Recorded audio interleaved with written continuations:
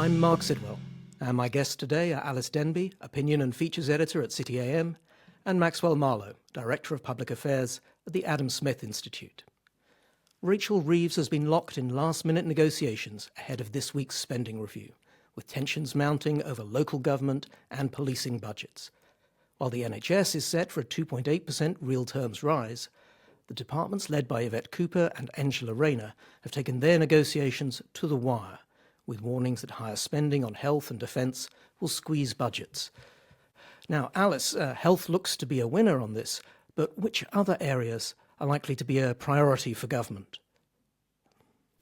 I want to talk more sort of just overall about this spending review, because it feels to me completely unmoored from reality to talk about spending 30 billion or whatever on the NHS without talking about productivity, without talking about debt, which is 100% of GDP and forecast in our lifetimes to reach something like 250% of GDP, without massively reducing the size of the state. So it just feels to me like, unless we're talking about the more fundamental reforms that we need, these numbers are just fantasy figures. And on the NHS specifically, I mean, we're talking about it getting 30 billion extra, and already hospital chiefs and NHS bosses are saying that's not enough. Already the junior doctors are saying they're going to go on strike unless they get a 30% pay rise. So there's never enough money for the NHS, whatever you do. And and we all know that tax rises are coming down the line to pay for this. So it just all feels like a very frustrating conversation about fantasy numbers. Maxwell, what do you think? Is this money for the NHS, is this just another case of the old political sticking plaster? Yeah, no, I'm completely with Alys on that. It just seems utterly out of scope for any sort of realism, right? I mean, I was thinking about this yesterday and thinking, do MPs actually know what the spending review is? Are they aware of why we do one? Are they aware of how priorities come about? Are they aware of how things are negotiated? It seems to me they don't. They've no idea. And I think that leads to people essentially calling from the backbenches for more money for X or more money for Y, especially with NHS, the kind of great worm pit that I call the Sarlacc pit of the NHS, where it just can consume the world and yet will still continue to function as it does at the moment, which is terribly. So I'm with Alys entirely on this. I think this is absolutely bonkers. The big pressure, of course, is defence. And, we're looking at 2.5% by the end of this parliament. We know NATO are going to push for 3%. I personally think it should be 5%. We could cut a lot out of there elsewhere from the budget, given the state of the world at the moment. But, I just think I feel really sorry for Rachel Reeves, to be honest, because I think, I don't think she has an idea when she came into the job of how bad public finances really were. And I don't think she's caught up to reality yet. And I think there are three main challenges that she needs to get her head around, really. First, she needs to understand that that her government does not understand that the current reforms of the economy are not going to be big enough to have an outsized impact on economic growth or productivity and thus tax receipts.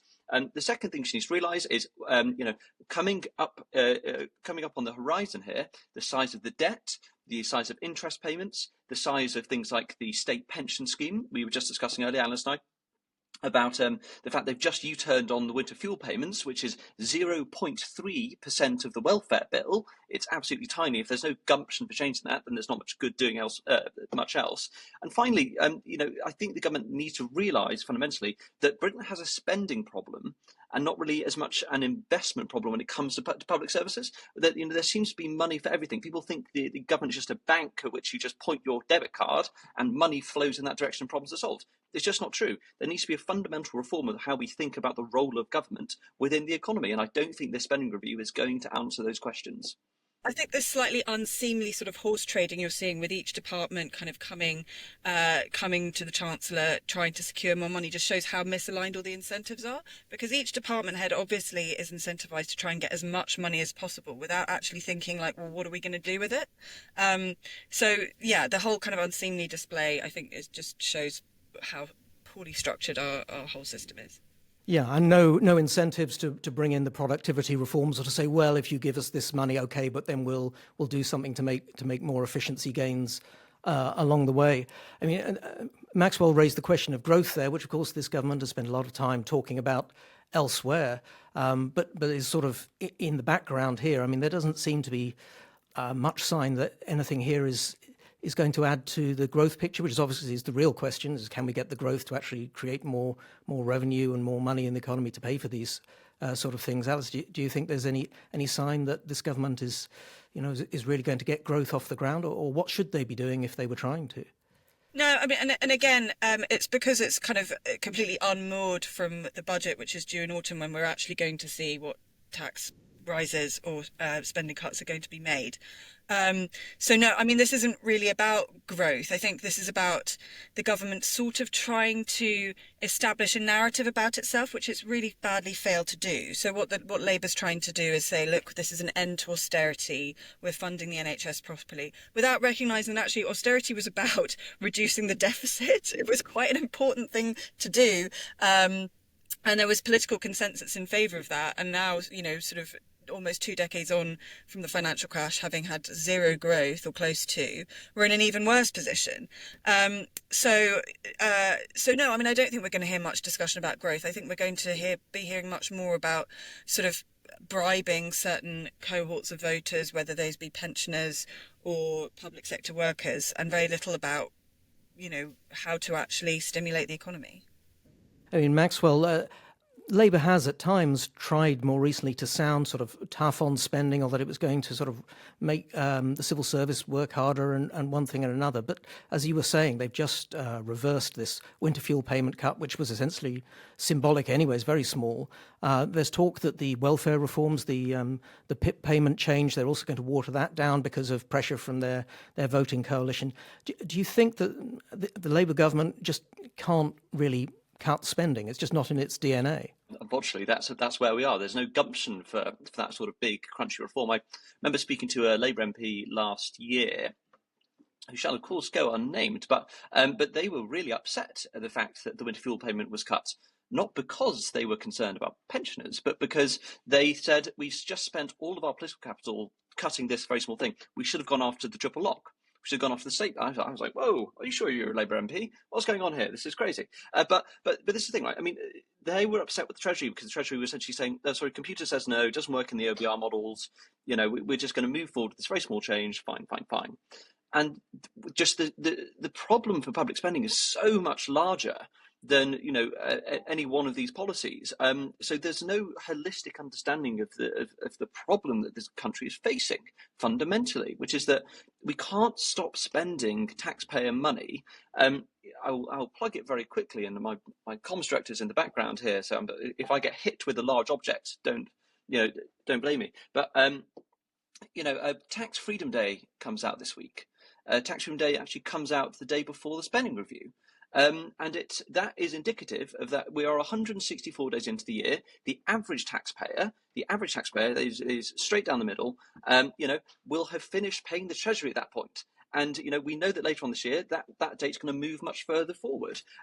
So if we can't get those dials moving on tax, on how that money's spent, on where the money's allocated, then fundamentally I don't think there is much point to kind of me continuing to do my work in a think tank, because no one's going to be listening to me, and things are going to keep descending further and further. I think we are in a really, really bad situation. I don't think that's going to change. Well, Alys, you were talking about, fantasy economics, or sort of people not being realistic. What do we need to see realistically? Maxwell's saying there are big cuts and, bringing taxes down. Is that what we need? And is there anyone who's listening? Is that something that the Conservatives could do? It certainly doesn't seem like something that Labour's very good at. Well, the Conservatives don't seem particularly keen on it either. They've opposed this very sensible cut to the winter fuel allowance all along because the misaligned political incentives, because pensioners vote. What do we need to do? Obviously, we need to see big tax cuts for businesses. We need to reverse these punitive taxes against non-doms, which has driven so many millionaires away from our country, and we've already seen tax revenues come down as a result. We need to be looking at ways to boost public sector productivity. We need some way to link payments to outcomes, right? You shouldn't just be getting more money for your department if you have no evidence for how you're going to use it more productively. And does that mean that despite all of that, we're looking at tax rises in the autumn? Yes, unfortunately. And there's a big debate going on. I mean, Paul Johnson, previously director of the IFS, I think he's just stepped down, wrote a really interesting piece in the Times, about a month ago, wherein he said, I think they'll have to raise the basic rate of tax.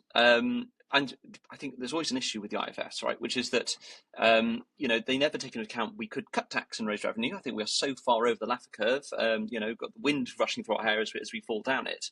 As Alys has rightly pointed out, already non-doms are millionaires. But, if we have to, I think the basic rate will have to go up. Fundamentally, I don't think anything else is affordable. But if they want to keep their manifesto commitment of we're not going to raise taxes on working people, see employment, national insurance, contributions on that one, and that debacle, they're going to have to find some money from somewhere. They could raise capital gains tax. They could raise corporation tax. Oh, if they raise corporation tax, good lord. I think that's one. There's no understanding of supply side reform. Fundamentally, I think that's the issue, right? Which is that,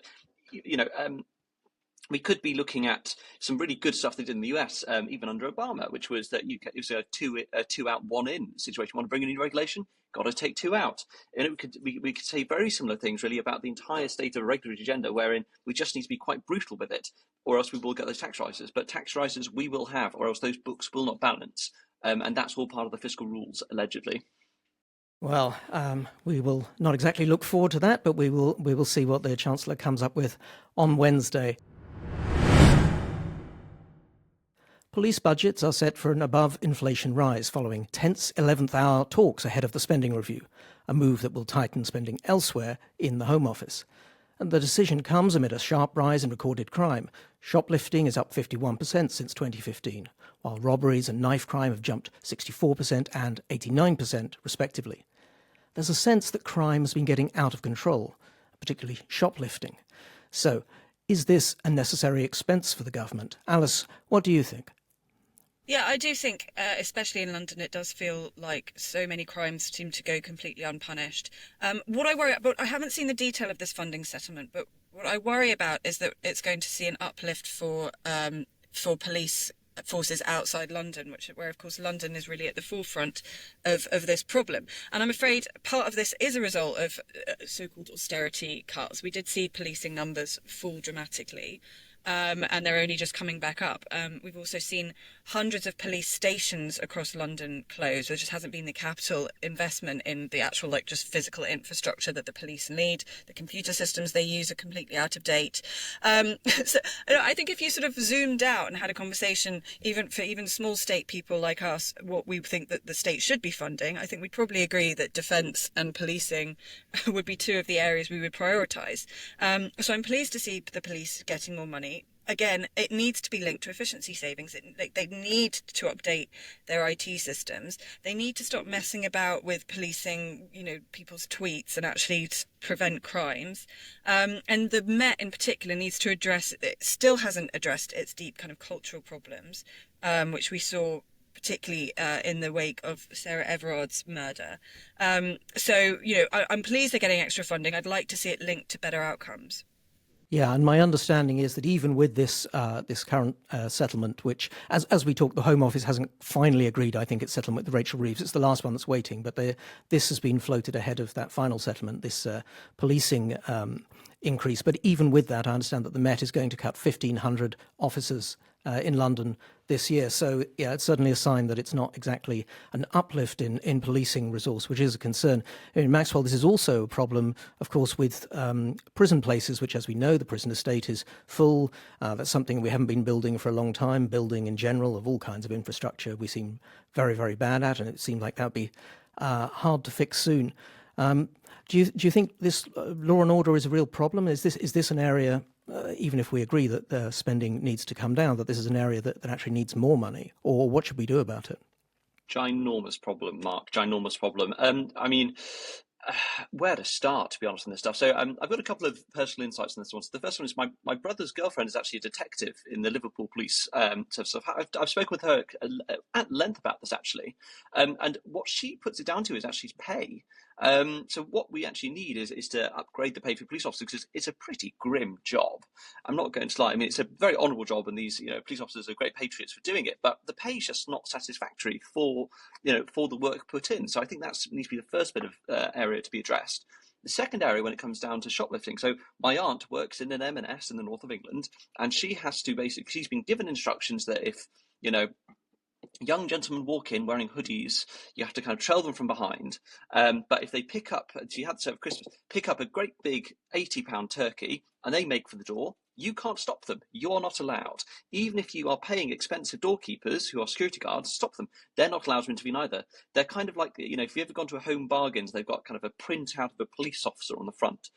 That is literally their job, to just be a kind of deterrent. But criminals already know they don't work, they can't be stopped. There have been cases where these security guards have done their job and intercepted people, and the Met have charged the security officer for false imprisonment and kidnapping, actually, compared to the actual thief, right? So actually what we need, if we want to solve a lot of that retail crime, is enforcement, actually is a re-regulation of the current rules around enforcement of shopkeeping and shoplifting in the UK. It could be quite an easy win and be very, very popular. And we all know, we all live in London. We've seen that if you go down, even the Tesco's, even the infamous Tesco's at Westminster, Westminster Tube Station, which is used greatly by people who work in the Palace of Westminster and our policymakers, you can't, they've got barriers up on the drinks, things are locked in cages, shoplifting is an all-time high. So it is a very easy fix that would, I think, greatly increase the quality of life for a lot of British people without spending any more money. So I think that's where I address that. When it comes to prisons, sorry, I'm going on here, Mark. I will shut up soon. But on prisons, what we need to start doing is deporting foreign criminals who have committed crimes in the UK to free up prison space. There are about 10,000 spaces that could be freed up there. The second thing, I think genuinely we should be looking at renting prison space off other countries and just deporting people out to be put in those prisons and then bring them back when their time is up.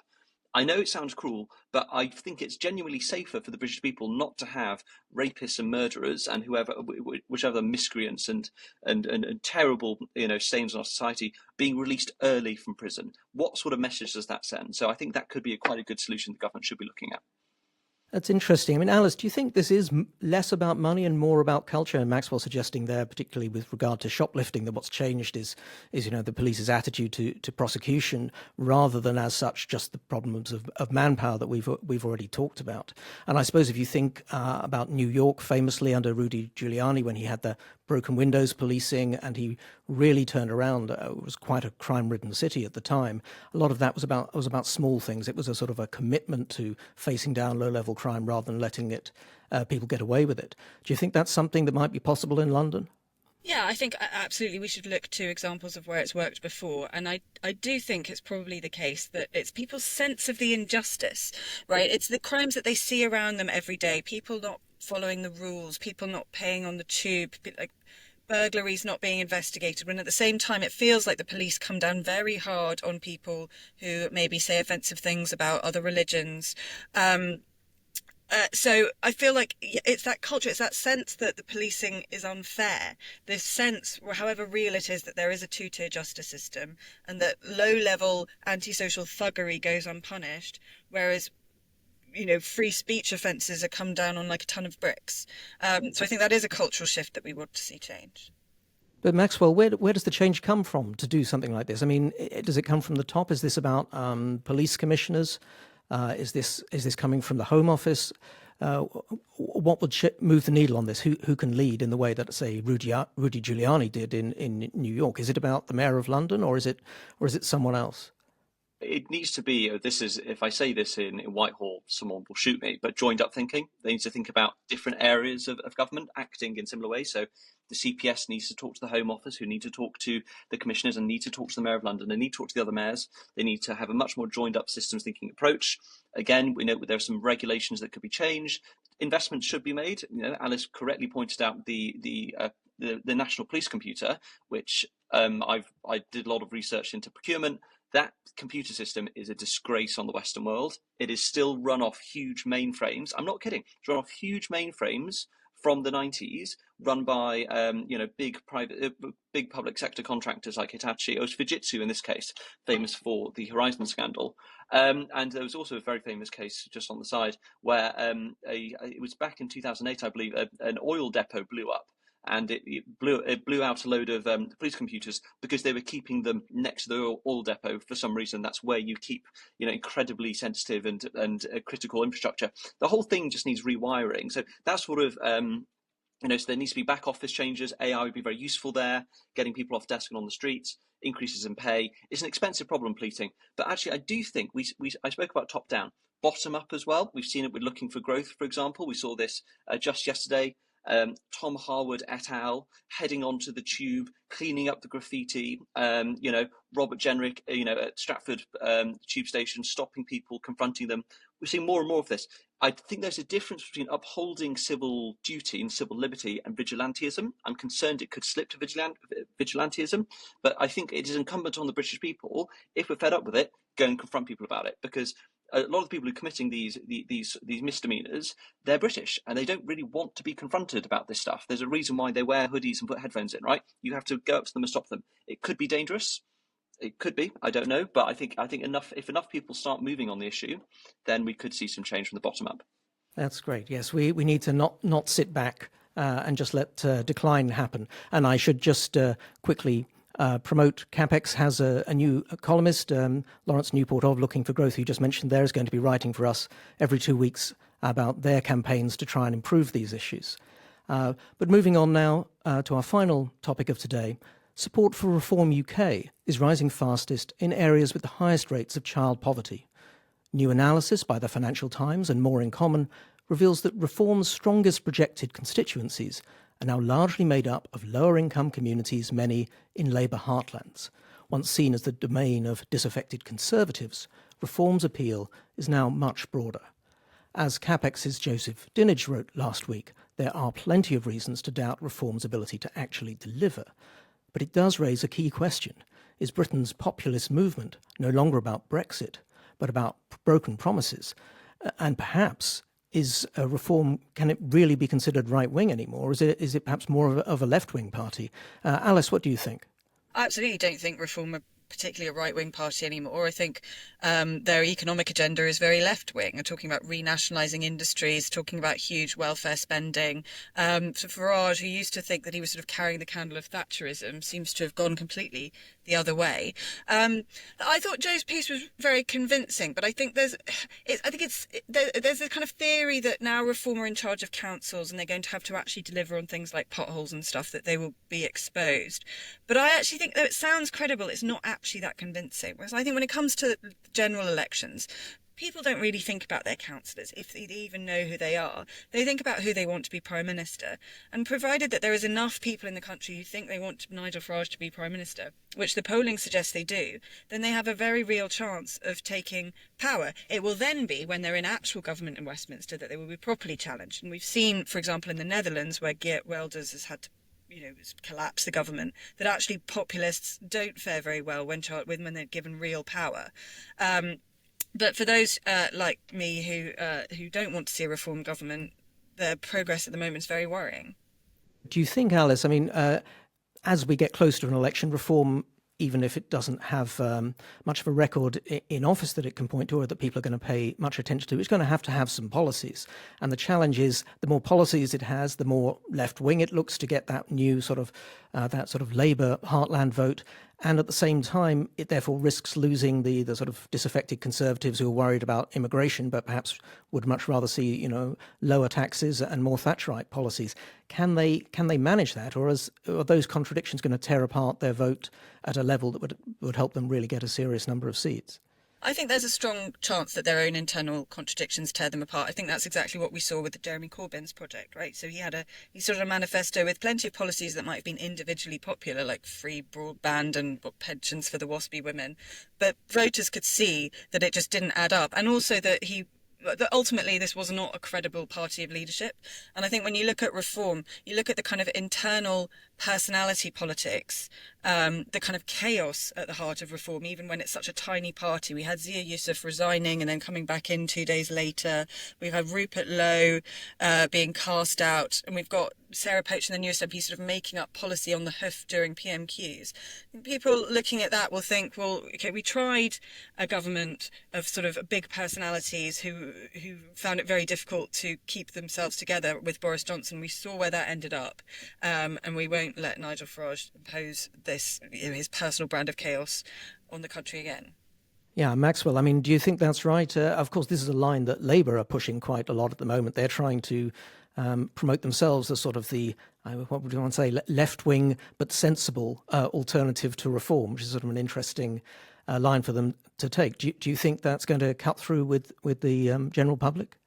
the general public don't care. They really don't care. They don't care about the competency. They don't care about the contradictions. They just want someone new. They just so when we've been running focus groups with in places like Runcorn, where we just saw the recent by-election and Sarah Pochen squeezing in with 2 votes.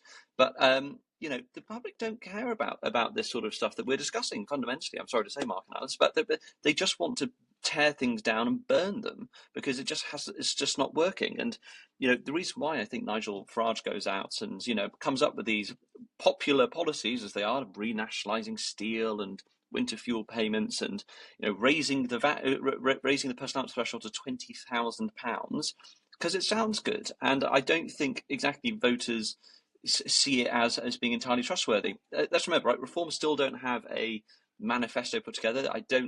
I'm under the belief, having spoken to people in Reform, that they haven't even started looking at what to put into their manifesto for the next election. But I don't think they're going to be going to the New Economics Foundation and the IPPR for those recommendations. I think a lot of it is going to be quite vibes based. I think they are going to speak to various think tanks on the right to get some sort of momentum in a certain way, and let's see where they end up. But at the end of the day, I just think their appeal to the general public is entirely without policy. It's literally just, I am Nigel Farage. I've been outside the system forever. You've got Keir Starmer, who claims to be a working man but is a knight of the realm, which, by the way, is a quote from one person who went from lifelong Labour to Reform. Doesn't like Keir Starmer at all. A lot of that to do with the knighthood, fundamentally. And then you've got the Tories. Where are the Tories? No idea. So again, I think we may be thinking a little bit too wonkishly about it, which is great for this podcast and the audience, but at the end of the day, what we have is an anti-systems party. And it's been very interesting when you look at the analysis from last election. People were switching from the Green Party to Reform. That doesn't make any sense until you realise that what they were trying to do is just tear down the whole system. And I think that, unfortunately, is where we are going. But don't you think there must be a counter blast to that? There must be some voters who look at perhaps at what's happening in America after electing Trump, who look at the sort of increasingly dangerous situation in the world and also, of course, at the chaos of recent Conservative governments and say, well, what we actually need is a bit of stability. We need some people who are sensible, and if they look at the numbers, they can see that the level of debt, the level of tax, it's all the low level of growth. It's all unsustainable, and someone needs to be serious about it. And don't you think that has the potential, perhaps even for the Conservatives, to have some sort of message that could gain traction? Stability was essentially the Labour message at the last election, and you're right, it did win a large majority, but it's turned sour pretty quickly as people are very frustrated. Stability isn't enough. Yeah, absolutely. And also, let's look at where Reform voters are getting their information from. They're not, strolling down to the post office for a copy of the FT in the morning, fundamentally. And they're not. And I don't think that's a snobby thing to say, because when we spoke to them, they're getting it from TikTok, they're getting it from Twitter, they're getting it from Facebook. And I think that it's being channeled in their direction with quite a heavy narrative spun on top of it, fundamentally, right? And I don't think they are considering things like geopolitical instability on through international discourse. I don't think they're even that aware of what's going on in California at the moment. I don't think they're too aware of even the Dutch coalition falling, as Alys intimated earlier. I think all they're concerned about is they're looking at their bank balance at the end of the month. They're looking at their pay slips. They're looking at how hard they're working, what they're not getting back. That, in policy terms, that doesn't make much difference. If you come up with quite outlandish policy, which they are in the habit of doing, the Reform Party. So I just think it's a completely vibes-based situation. So until there is a quite severe systems shock to the information transmission that Reform voters are getting, I don't think it really matters what either of the parties say, because Nigel Farage will just keep being Nigel Farage. Alys, do you think there's any way for the Tories to cut through in this sort of information environment? Anything that Kemi Badenoch could be doing? It's difficult to see how, but what I would say is that, so if you talk to people in the city about how Rachel Reeves run them round at the last election, it took 2 years. Okay, so it was 2 years of her going around businesses all over the city, reassuring them about Labour, that they could trust Labour, that she understood what they were after. So what I would say is that she still has time to really change the narrative. I think it's a 2-year time frame before the next election that she should be looking at. I think The problem she has with her slightly subterranean strategy at the moment of not really having any policies is that it very much frustrates the tiny rump of her own MPs, and some slightly, shaky performances at PMQs. Most people won't notice, but her own MPs will. And if they get frustrated enough and tempted, as Tories often are, towards regicide, then that will be a problem for her.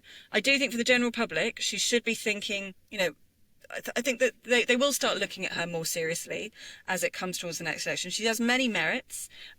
She knows what she thinks. And lots of people like what she has to say. But it's a bit difficult to say at the moment because she's not really saying anything. Yeah, the sort of strategy of silence in the hope that people forget what the Conservatives have done for the last 14 years. That is a challenge. Well, it's not going to go away anytime soon. We're going to have to leave it there. Alys Denby and Maxwell Marlow, thank you both. And make sure you're subscribed to our daily email briefings. Go to capx.co, that's capx.co. The Capitalist returns next week. I'm Marc Sidwell. Goodbye.